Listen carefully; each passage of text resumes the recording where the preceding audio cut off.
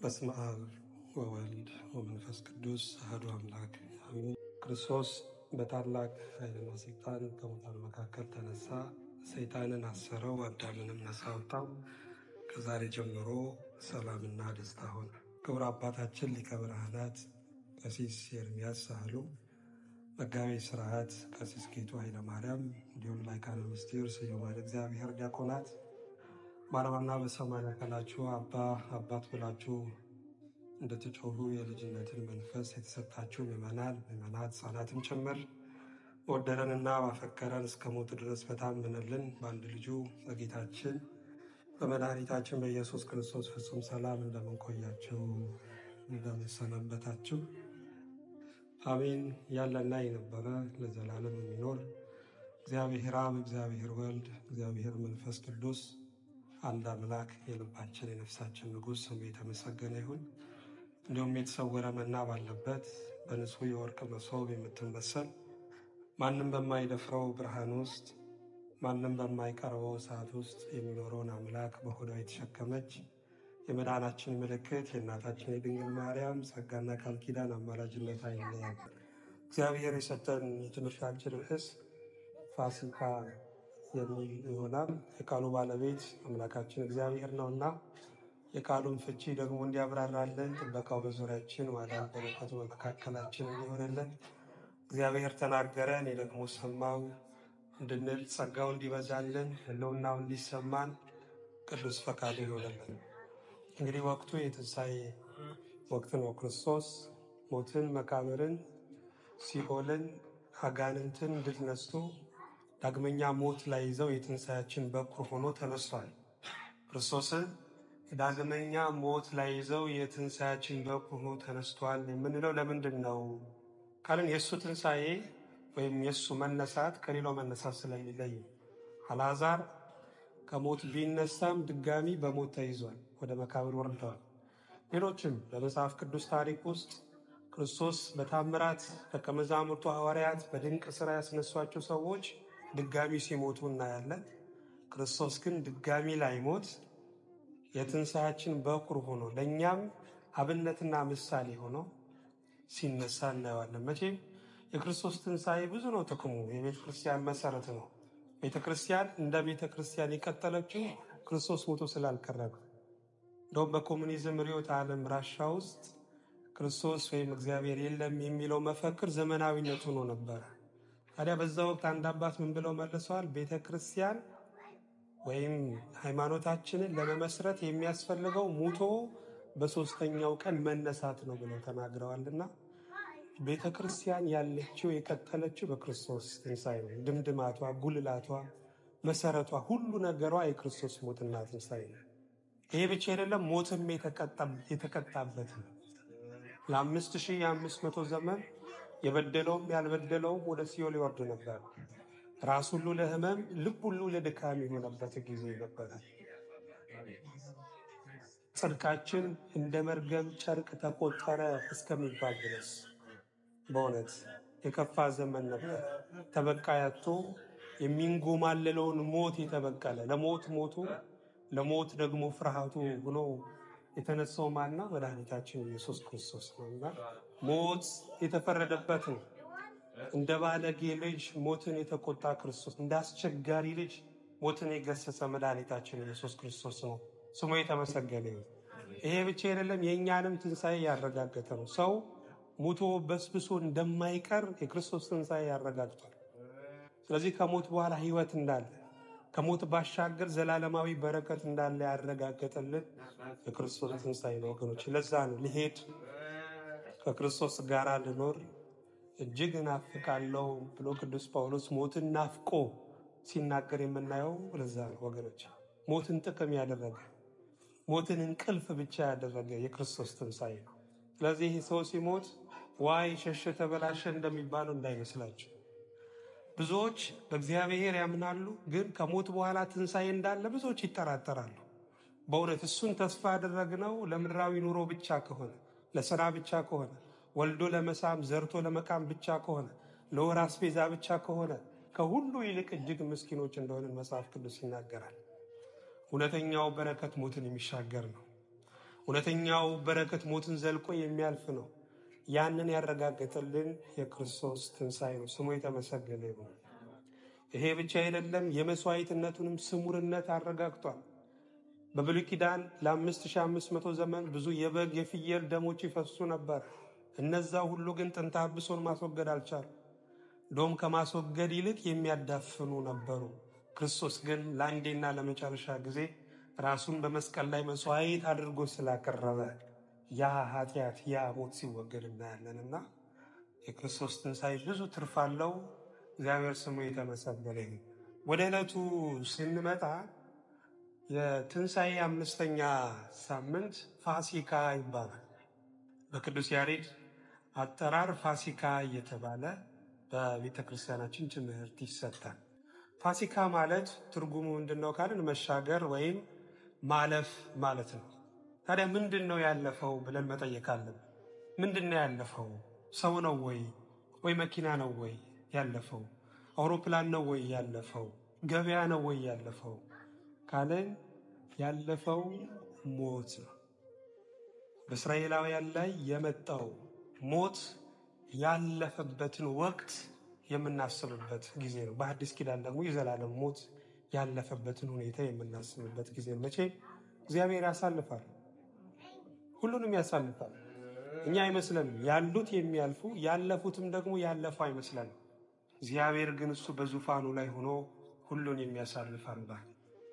ለዛ ነው መጽሐፈ ኢዮብ ምዕራፍ 1:7 ላይ የሰው ሕይወቱ በምድር ላይ ብርቱ ሰልፍ ነው ይላል። ብርቱ ሰልፍ ግን በምድር ነው የሚለው፣ በሰማይ። ስለዚህ ምድርን አልፎ ሰማይ የሚገባ መከራ የለም። ሁሉም ያልፋል ነው። ሁሉም ማብቂያ አለው። ሁሉም ገደብ አለው። ገደብ የሌለው መድኃኒታችን ኢየሱስ ክርስቶስ፣ ማብቂያ የሌለው የምናምነው አምላክ እግዚአብሔር ነው። ስሙ የተመሰገነ ይሁን። ስለዚህ እንደው ስለ ፋሲካ ስናስብ የተወሰኑ ነጥቦችን ለማየት እንሞክር። ፋሲካ ታሪኩ የሚጀምረው ኦሪት ዘጸአት ምዕራፍ 10፣ ምዕራፍ 11፣ ምዕራፍ 13ን ቤታችሁ ገብታችሁ እንድታነቡ በእግዚአብሔር ስም ጠይቃችኋለሁ። በፋሲካ ታሪኩ ውስጥ ምንድነው የሆነው ካልን የመጀመሪያው መቼም እስራኤላውያን በግብፅ ብዙ መከራ ሲቀበሉ ነበር። ራሔል ስለ ልጆቿ እንባን ወደ እግዚአብሔር እንዳፈሰሰች ታሪክ ይነግረናል። እግዚአብሔር ደግሞ እንባን ያያል። እግዚአብሔር ደምን ይመለከታል። መቼም እግዚአብሔር በኃይሉ በችሎታው ውቅያኖስን በአንድ እግሩ መሻገር ቢችልም እንባን ግን ማለፍ አይችልም። እንባ ብርቱ ነው። ደም ብርቱ ነው ወገኖች። ደም ወደ እግዚአብሔር ይጮሃል። ደም ወደ እግዚአብሔር ይከሳል። ደም የፈሰሰበት መሬት እንኳን ይባላል በሀገራችን ለ10 ዓመት እህል አያበቅም። ለምን? ደም መሬትን ስለሚያሳርር ነው። ስለዚህ በግብፅ ምድር ላይ እስራኤላውያን ደም ስለፈሰሰ እንባ ስለፈሰሰ እግዚአብሔር ሊረዳቸው ከሰማይ በረድኤት ወረደ። ከዛ ማንን አስነሳ? ሙሴንና አሮንን አስነስቶ ፈርዖንን ሕዝቤን ልቀቅ፣ በምድረ በዳ መስዋዕት እንዲያቀርብልኝ እፈልጋለሁና ልቀቅ አለው። ፈርዖንም እምቢ አለ። መቼም ትዕቢት ከባድ ነው ወገኖች። ትዕቢት የውድቀት ዋዜማ ነው። እግዚአብሔርም በዘመናት መካከል ካያችሁት ትዕቢተኞችን ሳይቃወምበት ሳይጥልበት ይኖርበት ዘመን የለም። ሳጥናኤል ሰይጣን የሆነው፣ አዳም ከገነት የተባረረው፣ ፈርዖንና ሰራዊቱ በባህር ኤርትራ የሰጠሙት፣ ናቡከደነጾር እንደ አህያ እንደ ከብት ሳር የበላው በሌላ በትዕቢት ነው። ድንግል ማርያምን በጸሎቷ ትዕቢተኞችን በታተናቸው ብላለች። ትዕቢተኞች ሳይበታተኑ ሳይወድቁ አይቀሩ። ስለዚህ ከትዕቢት ይልቅ እኛ ገንዘብ ማድረግ ያለብን ምንድነው? ትህትና ነው ወገኖች። እግዚአብሔር ትህትና ነው ይወዳል። እግዚአብሔር ለትሑታን ጸጋን ይሰጣል ተብሎ ተጽፏል። ከዲያብሎስ እንኳን መንፈሳዊ የጽድቅ ፍሬያችንን የምንሸፍንበት ሽፋኑ ምንድነው ካልን ትህትና ነው፣ ሌላ አይደለም። እግዚአብሔር ለታላቅ ተልእኮ የሚመርጠን በትህትና መንገድ ነው። ሕዝቡን አልለቅማል። ስለዚህ እግዚአብሔር በ10 መቅሰፍት ፈርዖንን ሲዋጋ እናየዋለን። እግዚአብሔር ተዋጊ ነው። እግዚአብሔር ስሙ ይዋጋል፣ ቃሉ ይዋጋል። እግዚአብሔር በረድኤት ይዋጋል። በሶምሶን ጸጉር ውስጥ ሆኖ እግዚአብሔር ሲዋጋ እናውቀዋለን። በሙሴ በትር ውስጥ ሆኖ እግዚአብሔር ሲዋጋ እናውቀዋለን። ኃይሉ ፍጹም ነው፣ ክንዱ ፍጹም ነው ወገኖች። ንግግሩ አይደለም፣ ቃሉ አይደለም፣ የእግሩ ንቅናቄ የእጁ መዘርጋት ብቻ ውጊያ የሆነ ታላቅ አምላክ ነው እግዚአብሔር። ለዛ ነው የሙሴ እህት ማርያም ምን ብላ ነው የዘመረችው? በአፍንጫው እስትንፋስ ውሆች ተከመሩ እኮ ብላለች። እኛ በአፍንጫችን እስትንፋስ ውሆችን ልንከምር ይቅርና የሚበራን ጧፍ እንኳን ማጥፋት አንችልም። እግዚአብሔር ግን በአፍንጫው እስትንፋስ ይፈጥራል፣ በአፍንጫው እስትንፋስ ያጠፋል። በአፍንጫው እስትንፋስ የምድርን ቀንድ ተራራን ያንቀጠቅጣል። ለምን? ኃይሉ ፍጹም ስለሆነ። ሲዋጋ የማይታይ ሲጥል ግን ሲገድል ግን የሚታይ አምላክ ነው እግዚአብሔር። ስለዚህ ተዋጋቸው። ደግሞ የሚገርማቸው የተዋጋቸው በጣም በተናቀ ነገር ነው። የፈርዖን መንግስት እኮ በወቅቱ ኃያል መንግስት ነበር። በአሁን ጊዜ ልክ እንደ አውሮፓ አሜሪካ እንደሚባለው ዓለምን የሚያንቀጠቅጡ ኃያላን ነበሩ እኮ። ግን የተዋጋቸው በቅማል ነው፣ በዝንብ ነው፣ በጓጉንቸር ነው የተዋጋው። በተናቀ ነገር እግዚአብሔር ይዋጋል በእውነት። ለምን? ኃይሉ ፍጹም ስለሆነ። በክርስቶስ ታሪክ ላይ የተሰራውን ፊልም ካያችሁ እንደው በሽተኛን ለማስነሳት ዳሰስ ሲያደርግ፣ ሙት ለማስነሳት ደግሞ ሲጨናነቅ ታዩታላችሁ። ይህ ፍጹም ስህተት ነው። እሱ በሽተኛን ለማዳንና ሙት ለማስነሳት የሚጠቀምበት ኃይሉ ያው ነው። የጴጥሮስን አማት ከንዕዳዷ የፈወሰበት ኃይሉና አልዓዛርን ከመቃብር ያስወጣበት ኃይሉ ያው ነው። ለምን ስንል ኃይሉ ፍጹም ስለሆነ። ስለዚህ በ9 መቅሰፍት ፈርዖን ህዝቡን አለቅም ሲል የመጨረሻውን መቅሰፍት እግዚአብሔር አመጣ። ምንድነው ያመጣው? ሞተ በኩር የሚባለውን መቅሰፍት። ከንጉሱ ጀምሮ እስከ እንስሳ እስከ ከብቶች ድረስ መጀመሪያ የተወለዱትን እገላለሁ ብሎ እግዚአብሔር ተነሳ። ህዝቤን ካለቀቅም። ለእስራኤላውያን ግን ምን አዘዛቸው? የእስራኤል ጉባኤ ሲመሽ የፋሲካውን በግ አርደው ጥቅሉን አይደለም ጥሬውንም አይደለም ጠብሰው እንዲበሉ፣ ከዛም ደግሞ ደሙን በበራቸው ላይ እንዲቀቡ፣ ደሙ ከተቀባ ያ መልአከ ሞት እንደሚያልፍላቸው እግዚአብሔር አዘዛቸው። ስለዚህ ከእስራኤላውያን የሚጠበቀው ምንድነው? መታዘዝ። ወገኖች እግዚአብሔር ሲያዝ እሺ ማለት መልካም። እምቢ የሚሉ ግን ራሳቸውን ይረግማሉ። እሺ ብትሉ ነው የሚለው። ለእኔም ብትታዘዙ የምድርን በረከት ትበላላችሁ፣ እምቢ ካላችሁ ግን ሰይፍ ይበላችኋል። ሰይፍ የተባለው ሞት ነው፣ ረሃብ ነው፣ ጦርነት ነው፣ መደናበር፣ ችግር ነው ሰይፍ የተባለው። ስለዚህ መታዘዝ ያስፈልጋል። እስራኤላውያን እንደተባሉ ታዘዙ። በእውነት እግዚአብሔር የሚያዘን ለምን ይመስላችሁ? ሞትን እኮ ሊያሳልፍልን ነው። እግዚአብሔር የሚያዘን እኛ እንዳንጎዳ ነው እንጂ በሱ ላይ የሚጨምርበት ምንም መለኮታዊ ክብር የለም። ቅድመ ዓለም ወእስከ ለዓለም ሀሎ እግዚአብሔር በመንግስቱ፣ እግዚአብሔር በትስልስቱ፣ እግዚአብሔር በመለኮቱ የተባለለት ጌታ። ዓለም ከመፈጠሩ አስቀድሞ እግዚአብሔር በመንግስቱ አለ፣ እግዚአብሔር በሶስትነቱ አለ፣ እግዚአብሔር በመለኮታዊ ክብሩ አለ ተብሏል።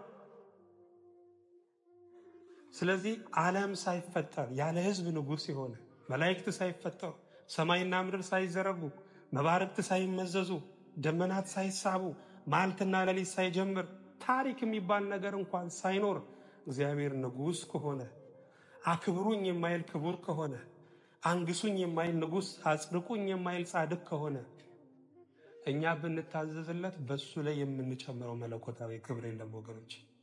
አታመንዝሩ ቢል እግዚአብሔር ቢያንስ ከበሽታ እንጠበቃለን። አትግደሉ ቢል እግዚአብሔር ቢያንስ ከፖሊስ ቅጣት እንተርፋለን ወገኖች። አትስከሩ ቢል እግዚአብሔር እንደ ጠዋት ተነስቶ ሽሮ በጥብጡልኝ ይቀራል እኮ። እግዚአብሔር የሚያዘን የሚጎዳንን፣ የሚከለክለን የሚጎዳንን እንጂ የሚጠቅመንን አይደለም። ደግሞ ካያቸው በክርስትና ህይወት ውስጥ አይደለም ጉዳትን ጥቅምንም እኮ መተዋል። ጋብቻ ቅዱስ ነው፣ መኝታው ምንሱ ነው ተብሎ ተጽፏል።